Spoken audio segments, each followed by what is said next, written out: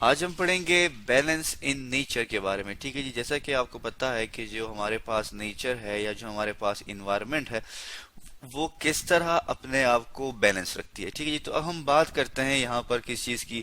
हम बात करेंगे इकोसिस्टम की। ठीक है जी, हम यहाँ पे लिख लेते हैं दैट इज इकोसिस्टम। अब इकोसिस्टम जो है हमारे पास, ये क्या करता है, ये इस नेचर को बैलेंस में रखता है। ठीक है जी, तो अब इकोसिस्टम हमारे पास क्या है। इकोसिस्टम को हम इस तरह डिफाइन करते हैं कि ये हमारे पास इंटरेक्शन है। ठीक है जी, तो हम यहाँ पर लिख लेते हैं दैट इज इंटरेक्शन। और ये इंटरेक्शन जो है हमारे पास, ये किसके दरमियान है, ये जी हमारे पास है between the biotic and abiotic component. या हम लिख लेते हैं एबायोटिक। ठीक है जी, एबायोटिक एंड बायोटिक कंपोनेंट्स के दरमियान। ठीक है जी, ये हमने यहाँ पर लिख लिया। अब अगर एबायोटिक में हमारे पास कौन कौन सी चीजें आती हैं, जैसे कि हमारे पास टेम्परेचर हो गया वगैरह वगैरह। ठीक है जी, टेम्परेचर हो गया, प्रेशर हो गया। ठीक है जी, इसी तरह एयर हो गई, ये हमारे पास आते हैं किस चीज में, एबायोटिक में। और बायोटिक कंपोनेंट्स जो है हमारे पास, उसमें हमारे पास आ जाते हैं जैसे कि हमारे पास प्रोड्यूसर्स हो गए। ठीक है जी, और इसके अलावा हमारे पास जो है कंज्यूमर्स वगैरह जो थे वो हमारे पास इस बायोटिक कंपोनेंट्स में आ जाते हैं। ठीक है, तो हम यहाँ पे लिख लेते हैं दैट इज कंपोनेंट्स। ठीक है जी, कंपोनेंट्स लिख लेते हैं यहाँ पे। तो ये हमारे पास क्या है जी, ये हमारे पास इकोसिस्टम है।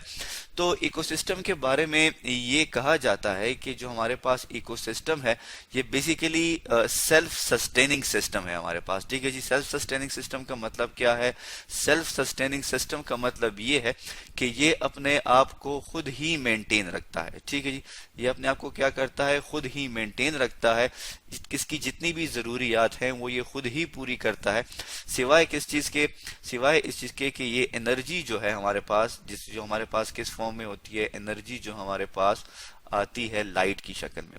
ठीक है जी, यहाँ पे लिख लेते हैं लाइट। वो ये क्या करता है, वो ये हासिल करता है कहाँ से, बाहर से। ठीक है जी, तो लाइट इसको कहाँ से मिलती है, आउटसाइड ऑफ द सिस्टम। ठीक है जी, तो हम यहाँ पे लिख लेते हैं that is outside of the system. ठीक है जी, जो कि सन से मोस्टली हमें मिलती है। ठीक है, इकोसिस्टम को।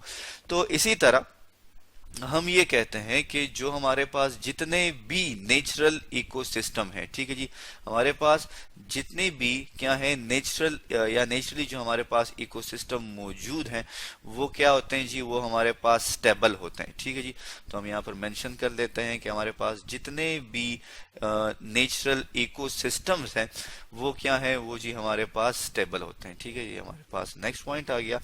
नेचुरल इकोसिस्टम हमारे पास क्या होते हैं, स्टेबल होते हैं। ठीक है जी, स्टेबल फॉर्म में होते हैं, स्टेबल स्टेट में होते हैं।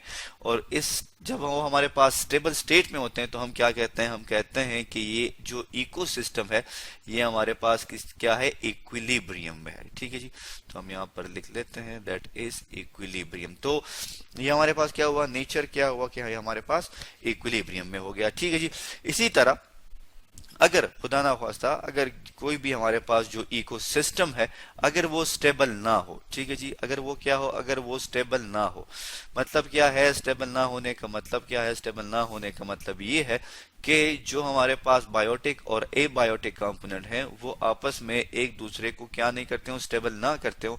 तो अब क्या होगा, हम यहाँ पर साथ साथ मेंशन कर लेते हैं, अगर इकोसिस्टम हमारे पास स्टेबल नहीं है तो वो क्या करेगा, तो वो सरवाइव नहीं करेगा। ठीक है जी, हम लिख लेते हैं यहाँ पे डू नॉट सरवाइव। ठीक है जी, सरवाइव नहीं करेगा।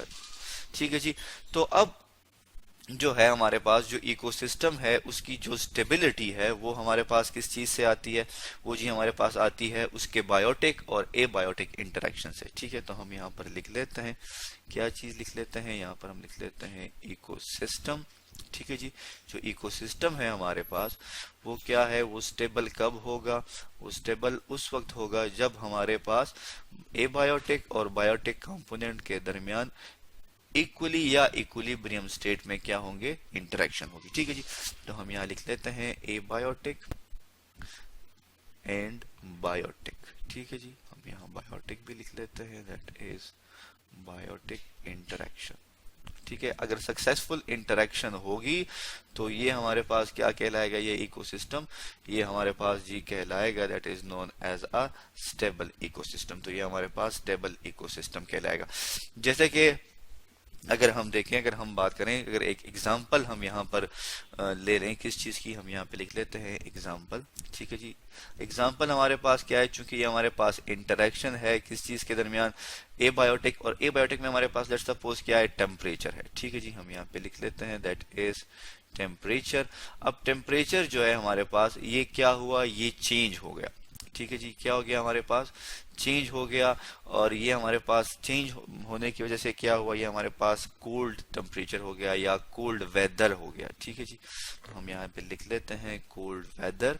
ठीक है, अब ये कोल्ड वेदर जो है, इसकी वजह से क्या होगा कि अब इसके साथ साथ या कोल्डर क्लाइमेट के साथ क्या क्या होगा कि जो हमारे पास बायोटिक कंपोनेंट्स हैं वो क्या करेंगे, वो भी चेंज करेंगे अपने आप को। ठीक है जी, तो हम यहाँ पे लिख लेते हैं कि ये हमारे पास जो बायोटिक कंपोनेंट्स हैं, ठीक है, जिसमें हमारे पास प्रोड्यूसर, कंज्यूमर्स और डिकम्पोजर आ जाते हैं, तो ये बायोटिक कंपोनेंट हम यहाँ पे लिख लेते हैं कंपोनेंट्स, वो क्या करते हैं, वो भी चेंज हो जाते हैं अकॉर्डिंग टू टेम्परेचर। ठीक है जी, चेंज हो जाएंगे टेम्परेचर के मुताबिक। टेम्परेचर हम यहाँ लिख लेते हैं।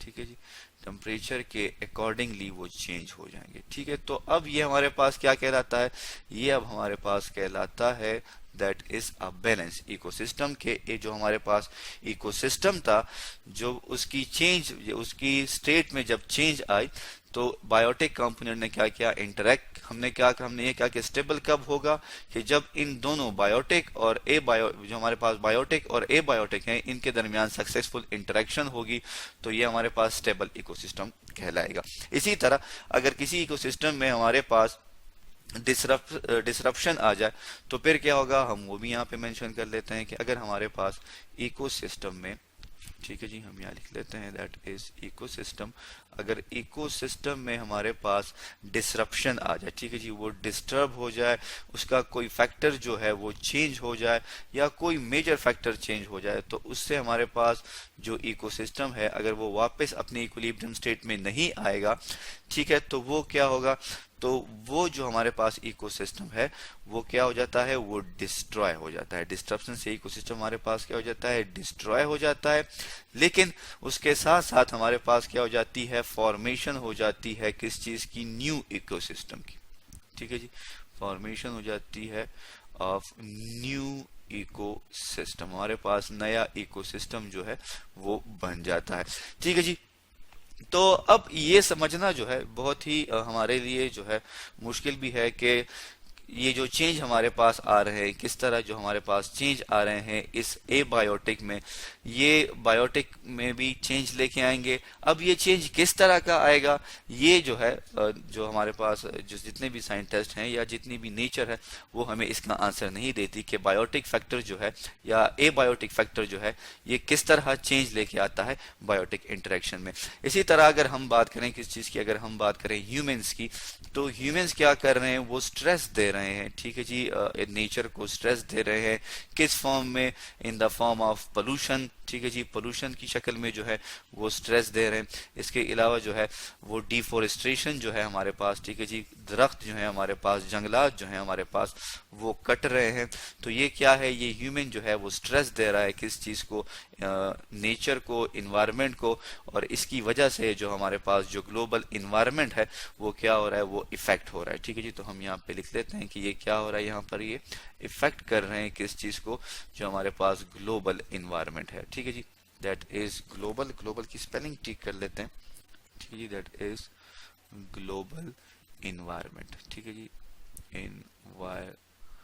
इन्वायरमेंट। ठीक है जी, तो ये अब हमारे पास क्या हुआ, बैलेंस हुआ इन नेचर कि किस तरह ह्यूमन बीइंग जो है उसको ये नहीं पता, जैसे कि वो जंगलात काट रहा है या जंगल कटे जा रहे हैं, तो उसकी वजह से बहुत सारे जो हैबिटाट हैं एनिमल्स के, प्लांट्स के, वो डिस्ट्रॉय हो रहे हैं। और इसके अलावा अगर हम देखें तो हमारे पास जो एक्सटेंशन रेट है, जो स्पीशी हमारे पास एक्सटेंट हो रहे हैं, खत्म हो रहे हैं, वो भी बहुत ही ज्यादा हो गई। क्यों कि ह्यूमन पॉपुलेशन जो है वो स्ट्रेस अप्लाई कर रही है किस चीज पे, हमारे पास नेचर पे, इकोसिस्टम पे, जिसकी वजह से जो बैलेंस है नेचर में वो डिस्टर्ब हो रहा है। तो आज हमने डिस्कस किया किस चीज के बारे में, आज हमने डिस्कस किया बैलेंस इन नेचर के बारे में।